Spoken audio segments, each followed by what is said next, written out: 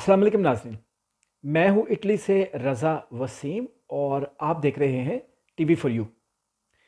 America की jail में बंद पाकिस्तान की बेटी आफिया सिद्दीकी के बारे में एक बहुत अच्छी खबर है और वो खबर ये है कि आफिया सिद्दीकी जो अब तक रहम की अपील से इनकारी थी, उन्होंने रहम की अपील पर दस्तखत कर दिए और इस सिलसिले में आफिया सिद्दीकी की रिहाई की जो कोशिशें हैं उनमें भी तेज़ी आई है।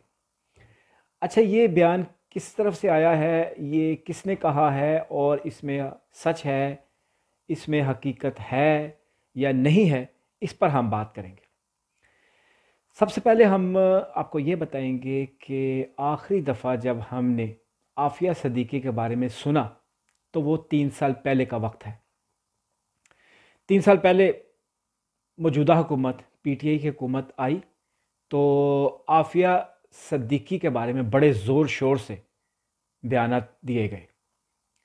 अगर ये कहा जाए कि PTI की हुकूमत के मंशूर में ये चीज़ शामिल थी कि आफिया सिद्दीकी को रिहा करवाया जाएगा तो कोई गलत ना होगा।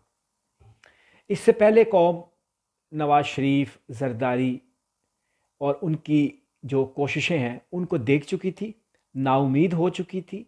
और जब आज के वज़ीर आज़म इमरान ख़ान ने ये बात की कि आफिया सिद्दीकी को अमेरिका के चुंगल से छुड़ाया जाएगा, यानी उन्हें रिहाई दी जाएगी, तो लोग बहुत खुश थे, क्योंकि पूरा पाकिस्तान ये समझता है कि आफिया सिद्दीकी, जिसने सिर्फ अमेरिकी सिपाहियों की तरफ बंदूक की नोक की थी, उसकी पादाश में उनको उम्र कैद की सज़ा दी गई है। तो ये बहुत बड़ी ज़्यादती है, ये पाकिस्तानी कौम समझती है इस तरह से।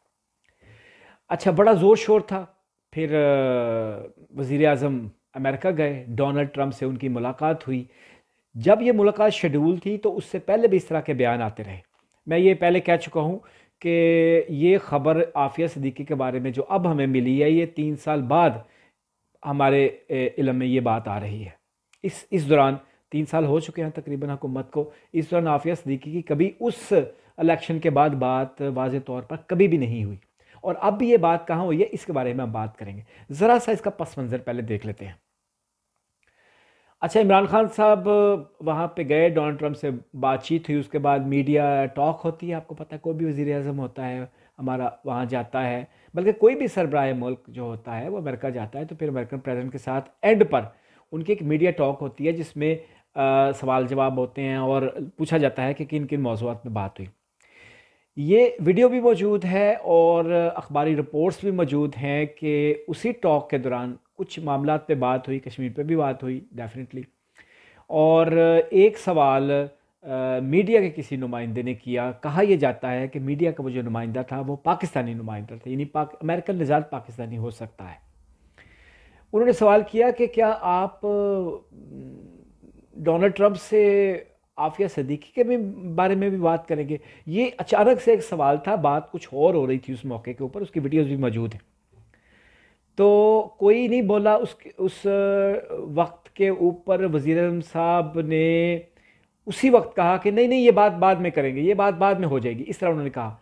हालांकि अगर आप उस मौके की वीडियो देखें तो उसमें जब ये सवाल किया गया तो डोनाल्ड ट्रंप ने बड़े इन्हमाक से इस सवाल के फौरी बाद इमरान खान की तरफ देखा, वज़ीर आज़म पाकिस्तान की तरफ देखा कि वो इस सिलसिले में क्या कहते हैं। लेकिन वज़ीर आज़म साहब उस मौके पर उन्होंने बात को यूँ कह लीजिए कि टाल दिया कि नहीं नहीं, इस पे फिर बात हो जाएगी। और फिर आपने देखा, सारी कौम ने देखा कि जब वज़ीर आज़म साहब वापस आए तो यहाँ बड़ा स्पेशल उनका इस्तकबाल किया गया, बड़े ज़ोर शोर से उनके दौरे को कामयाब करार देने के लिए बड़ा उनका शानदार इस्तकबाल हुआ, जिससे साबित करने की कोशिश की गई कि शायद वो बहुत कुछ वहाँ से लेकर आए हैं। कश्मीर की जो जुग्राफियाई हैसियत और नाम बदला गया है, जो किया है भारत ने, वो इस मुलाकात के बाद ही हुआ था। और आपको ये भी पता है कि अमेरिका और इंडिया जो हैं उस दौरान बहुत करीब थे, और आपने कई मौक़ों पे देखा कि मोदी बड़े ज़ोर ज़ोर से जफ्फियाँ डालता रहा क्लिंटन को, और क्लिंटन ने भी बड़े अच्छे तरीके से उनके साथ जो भी जेस्चर दिया वो भी जेस्चर पॉजिटिव था, और उसका एक मकसद भी हो सकता था। कुछ लोगों ने तो बाद में ये भी कहा कि इनकी डील उसी मौके पर हो गई थी, इंडिया की और अमेरिका की, क्योंकि आपको पता है वहाँ पे दो फंक्शन हुए, एक पाकिस्तानी कम्युनिटी की तरफ से हुआ प्राइम मिनिस्टर ऑफ पाकिस्तान के लिए, और फिर इंडियंस ने मोदी के लिए भी एक फंक्शन किया। अच्छा, ये तो बातें हो गई सारी इस पस मंज़र में कि आफिया का मामला उठाने की तवक्को कर रही थी ये कौम, लेकिन ऐसी कोई बात नहीं हुई। वो गालिब का एक शेर है ना कि खबर थी गर्म कि गालिब के उड़ेंगे पुर्जे, देखने हम भी गए थे पे तमाशा ना हुआ। अच्छा, उसके बाद तो कुछ भी नहीं हुआ, उस पर बात तो इस सिलसिले में कोई बात ही नहीं हुई। मैं अपने असल मौजू की तरफ अभी आता हूँ वापस, और आपको बताता हूँ कि ये जो मैंने पहले कहा, ये एक बिल्कुल एक नई बात है, एक नई खबर है। इससे मुतल्लिक और क्या चीज़ है उस पर भी हम बात करते हैं। अच्छा, ये एक मौका ऐसा था पिछले दिनों, जब अमेरिकन फ़ौज यहाँ से निकल रही थी, तो एक बड़ा मौका था पाकिस्तान के पास कि अमेरिका के साथ कुछ गिव एंड टेक कर लेता। जब आफिया सिद्दीकी का मामला गर्म था 3 साल पहले, और वो मामला गर्म किया था पीटीआई की हुकूमत ने ही, अपने मंशूर का हिस्सा भी उसे कहा कि हम उनको आज़ाद करवाएंगे, वो मामला बड़ा गर्म था। तब से ये तवक्को की जा रही थी, और लोग कई एंगल्स से ये बात सामने आती थी पाकिस्तानी कौम की तरफ से भी, कि आप कोई डील ऐसी कर लें अमेरिका के साथ कि जिसमें आफिया सिद्दीकी के बदले में आप उनको कुछ ऑफ़र कर दें।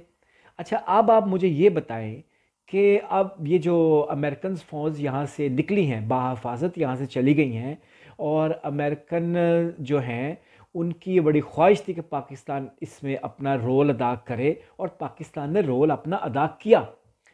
तो क्या ये मौका ऐसा नहीं था कि पाकिस्तान उनके साथ इस मौके पर भी कोई डील कर लेता? अब वो बड़े अच्छे तरीके से चले गए। ये एक अलग बात है कि वो रात के अंधेरे में निकल गए, और अफ़गानी जो हैं, अफ़गान हुकूमत, वो भी कहती रही कि रात को अंधेरे में लाइटें इन्होंने बंद की और चुपचाप हमें बताए बगैर यहाँ से निकल गए।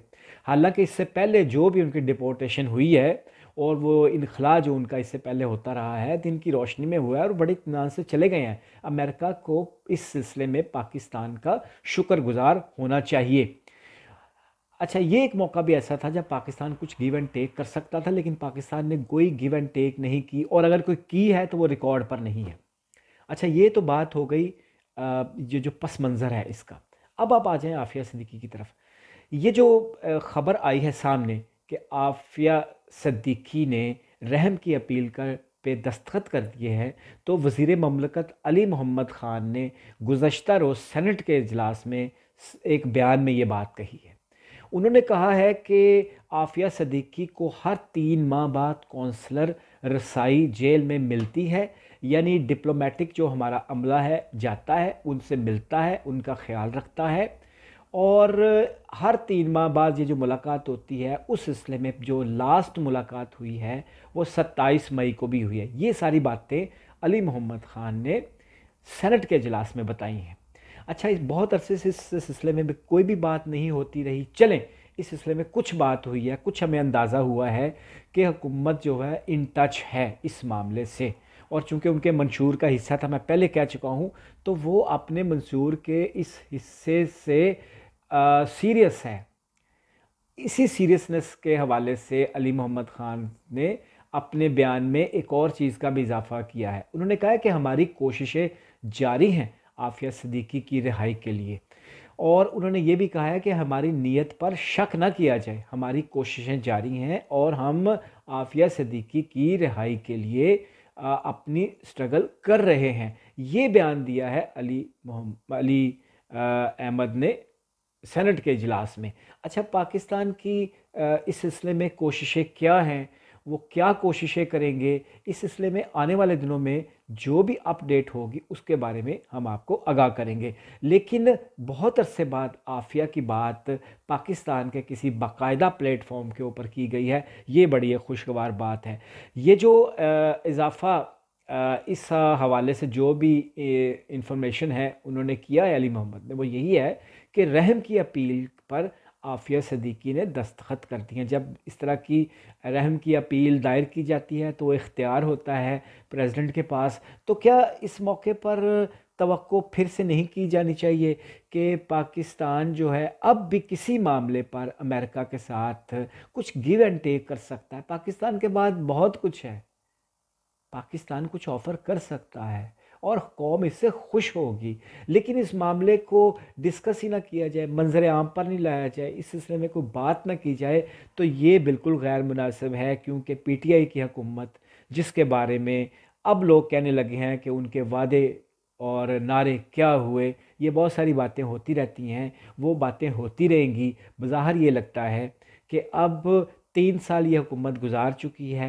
हुकूमत के मुखालफ जो अपोजिशन में लोग बैठे थे वो भी हल्की फुल्की कुछ ना कुछ कार्रवाई तो करते रहते हैं, जलसे जुलूस कर लेते हैं, बयानबाजी होती रहती है। लेकिन हम सब समझते हैं कि इस वक्त पूरी पूरी गिरफ्त है पीटीआई की हुकूमत पर। अपने अपने अब जो भी वो मूवमेंट कर रही है, जो भी वो असम्बली में प्रोसीजरल कार्रवाई करती है, अगर अपोजिशन किसी मामले में उनके साथ शामिल नहीं होती तो क्या करती है हुकूमत? वो आर्डिनेंस पास कर लेती है, वो बिल के ज़रिए काम चला लेती है। ये काम तो चल रहा है, लेकिन हुकूमत को सोचना पड़ेगा, हुकूमत को सोचना होगा। ये हुकूमत अगले 5 साल के लिए आएगी या नहीं आएगी, लेकिन हुकूमत को सोचना पड़ेगा। वज़ीर-ए-आज़म साहब को रिमाइंड करनी पड़ेंगी वो सारी बातें जो वो बड़े बड़े जोश व जज्बे से कहते थे इलेक्शन कैंपेन के अंदर कि आफिया सिद्दीकी को हम वापस लेकर आएंगे। हम तवक्को करते हैं कि हुकूमत ने जब एक प्रॉपर प्लेटफॉर्म के ऊपर इस सिलसिले में दोबारा से ये बात की है तो हुकूमत की हम यकीन रखते हैं, हम हुकूमत की नीयत पर शक भी नहीं करते। लेकिन 3 महीने बाद आफिया को, एक बुज़ुर्ग औरत को, बेचारी अल्लाह ताला उसको लंबी ज़िंदगी दे, वो कितना इंतज़ार करेगी? क्या उसकी नज़रें पाकिस्तान पर अब तक नहीं लगी हुई हैं? इमरान खान के कुछ नुमाइंदों ने बाद में भी उनके ख़ानदान के कुछ लोगों से मुलाकातें की थी, लेकिन ये बात तय है कि ये जो उन्होंने रहम की अपील पे दस्तखत अब कर दिए हैं, ये एक नई बात है। उम्मीद करते हैं कि इसके बाद कोई नई और खुशगवार और अच्छी खबर हमें मिलेगी, लेकिन इसके लिए हुकूमत को संजीदगी से अपनी कोशिशों को तेज़ करना होगा और कोई ऐसा अमली इक़दामात करने होंगे जिससे बाइडन जो है, अभी उसको बहुत कुछ पाकिस्तान से चाहिए। आपको पता है ये पूरा खित्ता इस वक्त अफ़गानिस्तान के मामले की लपेट में है और अफ़गानिस्तान के अंदर अमेरिका के इंटरेस्ट अब भी मौजूद हैं।